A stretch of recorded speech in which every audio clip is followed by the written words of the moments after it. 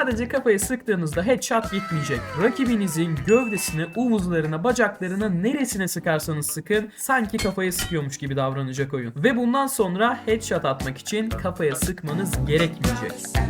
Bir ejderha gibi bir şey gördüm, bir malumatınız olsun. Bu config'i nasıl yaparsınız? İşte bu videoda size bunu anlatacağım. Başlamadan önce şunu söylemeliyim ki videoyu atlamadan, sıkılmadan, usanmadan izlemelisiniz. Çünkü bugün Uaset GUI yok. Ben ruhsal dengesi bozuk olan bir insanım. Evet, ruhsal dengesi bozuk olan bir insanım. Yani ne bir İngilizce karakter göreceğiz ne de bir Türkçe karakter göreceğiz. Her şey hex biçiminde olacak. Dolayısıyla videonun bir kısmını kaçırsanız bile, bir hata yapsanız bile oyuna girdiğiniz zaman ya ban atar ya da tamamıyla oyun açılmaz. Bugün kullanacağımız 3 program var. Exe, OBB dosyası ve HXD. Exe'yi önceki 2 videoda zaten kullandım. Kullanımı da gayet basit. Ne yapacağımızı da bu videoda zaten anlatacağım. Exe'yi açarak işlemimize başlayalım. Allah! Lan! Benim orada olmam lazımdı ya. Şimdi buradan OBB Unpack kısmına gelin ve kendi OBB dosyanızı buraya sürükleyin. Ardından Start Progress yani başlaya tıklayın.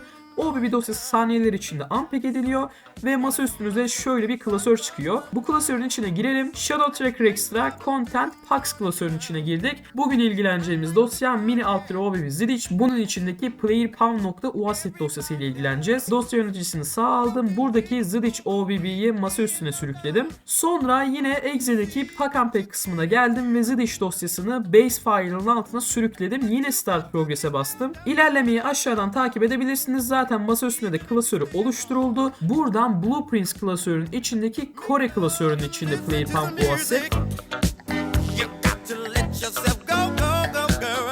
Blueprints klasörü çıkmış. İçine girdim. Core klasörü var mı diye bakacağım. Core klasörü var. Onun da içine girdim.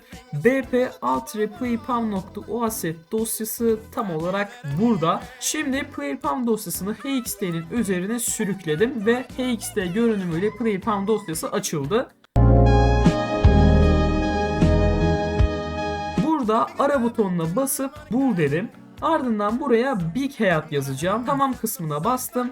Bana burada bir tane satır buldu. Başka satırda zaten yok. Burada Big Body, Big Foot, Big Hand gibi karakterin omuzları, gövdesi, kafası gibi birçok kısım var. Biz burada gövdeyi sıkıldığı zaman da headshot sayması için body yerini head'la değiştireceğiz. Veyahut hand yerini yani el yerini head'la değiştireceğiz. Gördüğümüz her yeri Big Head yapacağız. İlk adım olarak burada Big Head yazısındaki Head'ın üzerini çizdim ve CTRL-C ile kaydettim. Burada Body'nin üzerini çizdim ve CTRL-V ile yapıştırdım Head'ı. Aynı şekilde burada Big Foot var. Foot yazısının üzerini çizdim ve CTRL-V ile Head yazdım. Aynı şekilde Hand içinde yapıyorum. Son olarak da burada Limbs var. Bunları yaptıktan sonra CTRL-S ile kaydettim. Bir tane bug dosyası verdi. Bug dosyasını geri dönüşüme sürükledim. Şimdi bu benim modlanmış playerpalm dosyam. Tool Vision'dan bunu Zidich içine entegre edeceğim. Sonra da OBB dosyasını paketleyeceğiz. Exe açıldıktan sonra Pack Repack bölümüne geldim. Zidich dosyasını buraya sürükledim. Uaset dosyasını da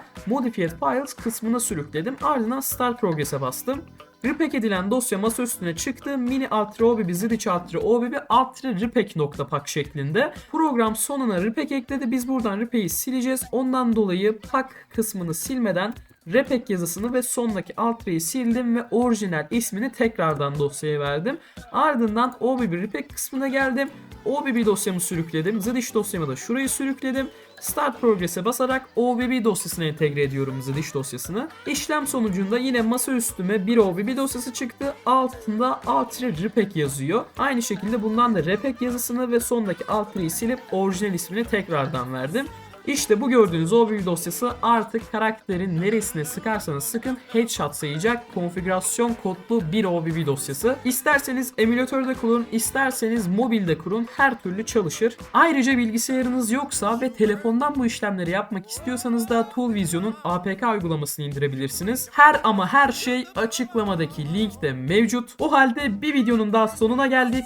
Kendinize iyi bakın, hoşça kalın.